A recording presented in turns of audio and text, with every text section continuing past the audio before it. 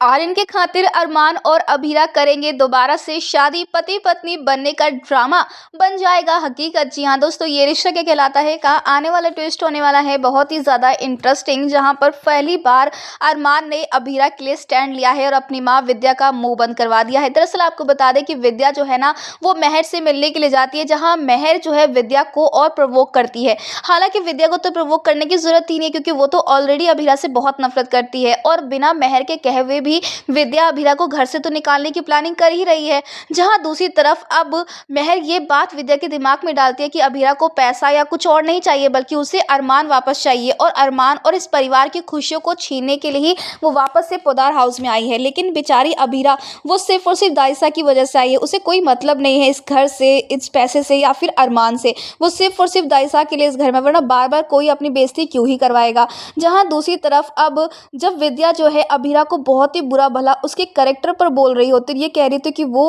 अरमान की लाइफ में इसलिए वापस आई क्योंकि वो अरमान को वापस पाना चाहती है, तभी तो वो उसकी शर्ट के साथ खेल रही थी, शर्ट के साथ रोमांस कर रही थी। तो वहीं पर ये सब कुछ जो है सब लोग चुपचाप से सुन रहे होते और एंजॉय कर रहे होते, लेकिन जब अरमान सुनता है ना तो वो अपनी माँ को चुप करवाता है और बोलता है कि वो अभीरा से माफ़ी मांगे। तो वहीं विद्या कहती है कि तू इस लड़की की वजह से अपनी माँ पर चिल्ला रहा है। जहाँ अरमान कहता है कि सिर्फ अभीरा की बात नहीं, अगर कोई और लड़की भी होती तब भी मैं आपको यही कहता कि आप गलत कर रही हैं और बहुत ज़्यादा बेकार चीज़ बोल रही हैं। ऐसे में यहाँ पर विद्या जो है वो कहती है कि मैं माफ़ी नहीं मांगूंगी, तो अरमान कहता है कि मैं आज चला जाऊँगा। ऐसे में यहाँ पर अरमान ना जाए तो विद्या माफ़ी मांगने के लिए तैयार हो जाती है, लेकिन अभीरा कहती है कि मैं यहाँ पर किसी को नीचे दिखाने या फिर किसी से माफ़ी मंगवाने के लिए नहीं आई हूँ।